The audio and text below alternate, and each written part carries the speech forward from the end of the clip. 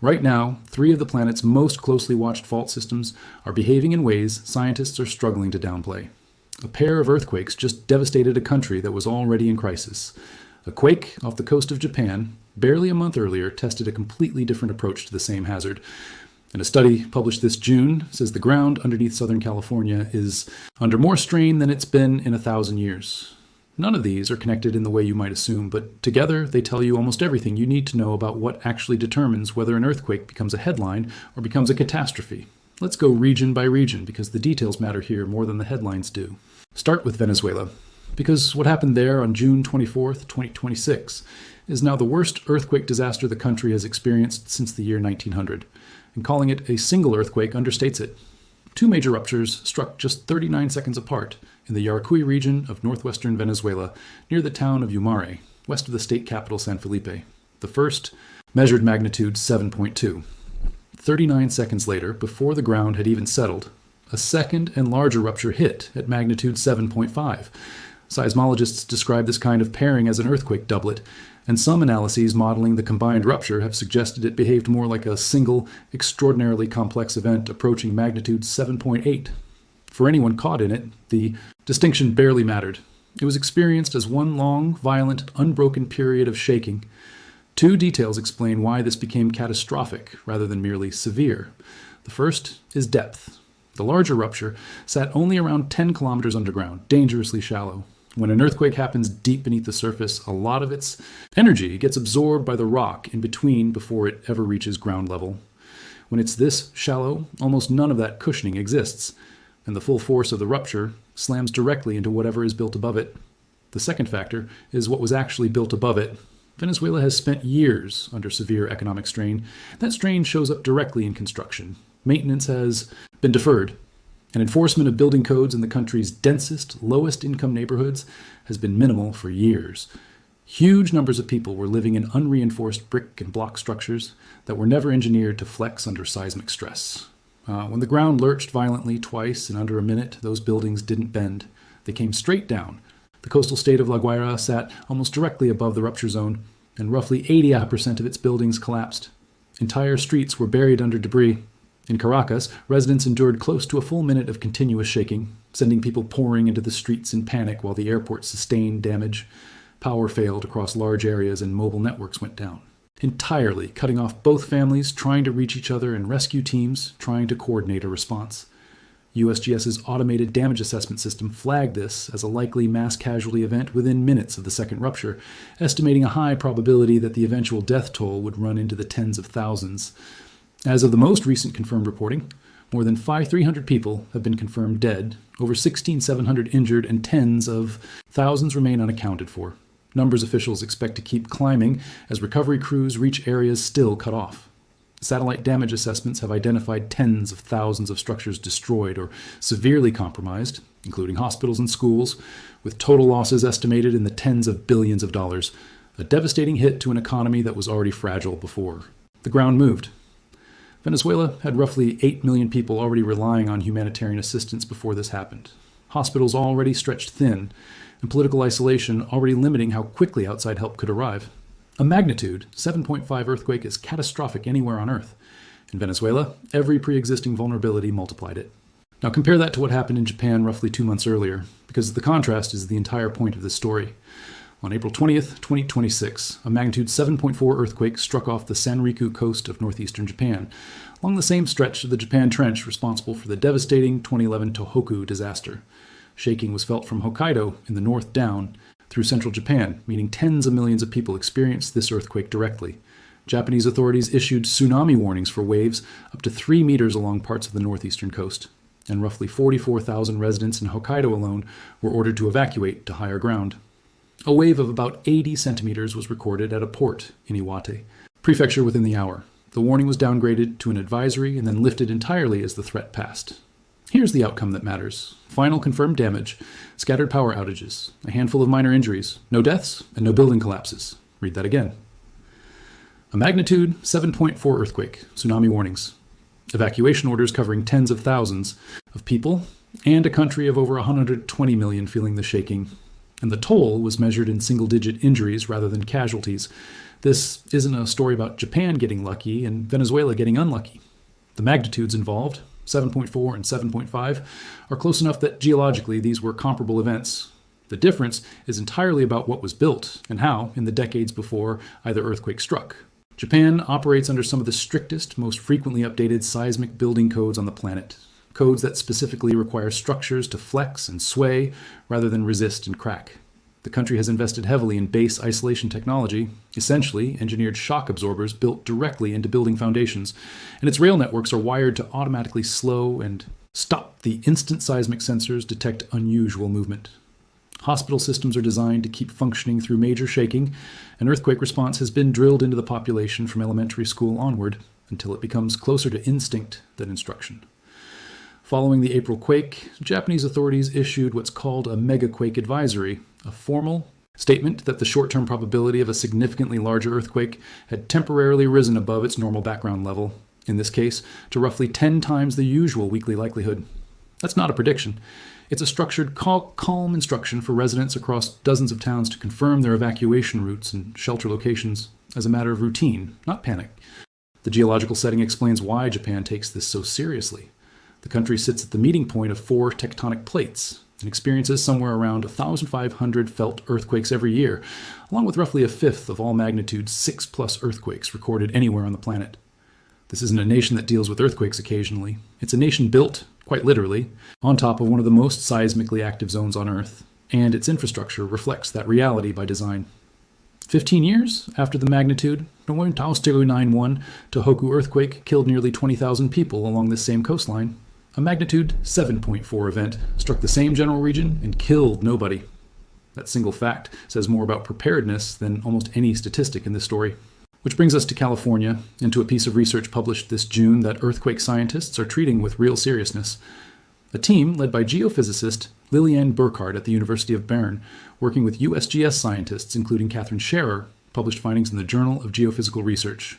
Solid Earth, showing that the southern San Andreas Fault system, along with the neighboring San Jacinto Fault, has reached its highest accumulated stress level in roughly 1,000 years. Here's what that means in practice. Along a locked fault, tectonic plates are still trying to move past each other deep underground, but friction pins the upper section in place. Since the rock can't slip and release that motion as it happens, the strain instead builds up as stored elastic energy in the surrounding crust. For years, decades, sometimes centuries, until it finally exceeds what the rock can hold, at which point the fault suddenly gives and all that stored energy releases at once. The southern San Andreas last ruptured in a major way back in 1857, the Fort Tejon earthquake, estimated around magnitude 7.9. That's 169 straight years of the Pacific and North. American plates grinding past each other at roughly 5 centimeters annually, with no major release along this particular stretch. All of that accumulated motion has to be stored somewhere, and the researchers' model says it's been stored right up to, and in some segments past, the highest stress levels observed anywhere across 1,000 simulated years of fault history. The second and more unsettling finding involves a location called Cajon Pass, roughly 50 miles northeast of downtown Los Angeles, where the San Andreas and San Jacinto systems physically intersect. The research describes this junction as functioning like an earthquake gate. Under the right stress conditions, a rupture starting on one fault can jump through this junction and continue onto the other, turning what would have been a contained single-fault earthquake into a combined multi-fault event. According to the study, a joint rupture crossing Cajon Pass could produce an earthquake in the magnitude 7.4 to 7.8 range, simultaneously threatening the Los Angeles Basin, San Bernardino, Riverside County, and the Coachella Valley all at once, rather than a single corridor along one fault line. Right now, stress levels on both sides of that junction are running close enough to each other, and high enough overall, that researchers describe the gate as effectively unlocked. Scherer has pointed out that it's precisely because so much time has passed since either system last ruptured that the accumulated stress has grown this large. And when asked to put a timeline on when the next major event might actually strike, one of the study's collaborators put it bluntly. It could be today, next year, or decades from now, and on a geological timescale, that range barely matters. The stakes attached to that uncertainty are enormous. Greater Los Angeles is home to more than 13 million people, sitting on soil that varies dramatically in how it responds to shaking, with certain low-lying and reclaimed areas known to amplify seismic waves considerably. Thousands of older soft-story apartment buildings from the 1960s and 70s are recognized as especially vulnerable, and gas, water, and electrical infrastructure cross these fault traces throughout the region. A joint rupture of this scale would likely mean fires triggered by broken gas lines, water systems failing exactly when firefighters need them most, major freeways and rail corridors severed, and hospitals overwhelmed at the precise moment they're needed the most. Researchers involved in the study have been direct in their message to policymakers. Treat a joint rupture as a realistic planning scenario now, not as a remote worst-case theory to revisit later. So, is all of this connected? Venezuela, Japan, California, plus a magnitude 6.5 in the Philippines, tremors across Papua New Guinea, a 5.2 in Nicaragua, all within roughly the same stretch of weeks. It's a completely natural question to ask whether the planet has somehow become more seismically active right now. The honest answer is no, and the reasoning matters. Earth produces thousands of earthquakes daily, the overwhelming majority too small to notice without instruments. Magnitude 6 or higher happens somewhere on the planet roughly 120 to 140 times a year, close to once every 3 days on average. Seeing several significant earthquakes within the same short window is statistically ordinary, not a warning sign of some new global pattern. Venezuela sits along the boundary between the South American and Caribbean plates, a transform system running east to west. Japan sits at a completely different kind of boundary, a subduction zone where the Pacific plate dives beneath the plates around it. These systems are geologically independent and thousands of kilometers apart. Nothing about one caused or influenced the other. What ties Japan, the Philippines, Papua New Guinea, and California together isn't a sudden spike in activity. It's that all of them sit along or near the Pacific Ring of Fire, a roughly 40,000 kilometer arc of plate boundaries that accounts for around 90% of the world's earthquakes and roughly 3/4 of its active volcanoes. This region is essentially always active. Monitor it over any given week. And you'll almost always find multiple significant events happening somewhere along it, because that never really stops. What has genuinely changed over the past several decades isn't the geology, it's how many people now live directly in its path, in cities that may or may not be built to survive what that geology will eventually deliver. Global urban population has exploded over the past 70 years, and a striking share of that growth has landed in exactly these seismic zones: Tokyo, Manila, Jakarta, Los Angeles, Mexico City, Istanbul, Lima. The real question hanging over all of them isn't whether a major earthquake will eventually strike. It's what condition their buildings, infrastructure, and emergency systems will be in when it does. It's worth pausing on why a jump from magnitude 7 to magnitude 8 sounds small, but isn't. The scale used by USGS and most seismological agencies worldwide is logarithmic, not linear. Each full step up represents roughly 10 times more ground motion and around 31 times more energy released. That means a magnitude 7.5 doesn't release slightly more energy than a 6.5. It releases somewhere around 31 times more. A magnitude 8 releases roughly 1,000 times more energy than a magnitude 6. That's why scientists get noticeably more concerned once numbers climb past 7. And it's also why depth, fault type, local soil conditions, and what's actually built above the epicenter all matter just as much as the magnitude number itself. A 7.5 at 200 kilometers underground in a remote area and a 7.5 at 10 kilometers underground beneath a dense city are, functionally, two entirely different disasters wearing the same number. One development genuinely worth knowing about, because it doesn't depend on predicting earthquakes, which remains beyond current science, is earthquake early warning. When a fault ruptures, it sends out fast, low-energy waves ahead of the slower, destructive shaking waves behind them. Systems built to detect that first signal can issue an alert, giving populated areas anywhere from a few seconds to tens of seconds of warning before the dangerous shaking actually arrives. That sounds like nothing, but it's enough time to drop and take cover, for a surgeon to pause a procedure, for a train to begin emergency braking before a bridge, for elevators to stop and open their doors at the nearest floor. Japan has operated a nationwide system like this since 2007, and it performed exactly as designed during the April quake. Alerts went out within seconds, and the population responded the way it had practiced for years, which is a large part of why the toll stayed in single digits. California's version, Shake Alert, is now active, statewide, and pushes alerts through apps and integrated public systems, though work continues on tightening the gap between detection and alert, and expanding how deeply it's wired into transportation and building infrastructure. Venezuela had no comparable system in place on June 24th.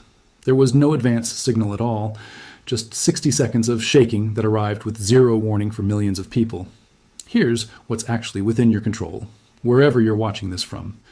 You likely can't retrofit your building overnight, but you can put together 72 hours of emergency supplies: water, food, first aid, flashlights, any needed medications. You can know exactly where your home's gas shutoff valve is. You can strap down a water heater and bolt heavy furniture to the wall.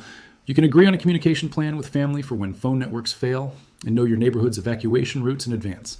None of this takes more than an afternoon to set up, and in a serious earthquake, that afternoon of preparation is genuinely the difference between getting through it and not. It's worth widening the lens briefly, because Venezuela and California aren't the only places carrying this kind of buried risk. Istanbul, home to more than 15 million people, sits roughly 20 kilometers from the North Anatolian Fault, one of the best studied strike-slip faults on Earth. Over the 20th century, that fault produced a sequence of major earthquakes marching steadily westward across Turkey, most recently the 1999 Izmit earthquake, which killed over 17,000 people. The next segment in that sequence, locked beneath the Sea of Marmara just south of the city, hasn't ruptured since 1766, and researchers put the odds of a magnitude 7.3 plus striking beneath Istanbul within the next 30 years at close to a coin flip. The pattern running through this whole story, ordinary geology meeting extraordinary human exposure, isn't limited to the 3 places making headlines this month. The planet has been doing this for over 4 billion years, and it will keep doing it long after all of us are gone.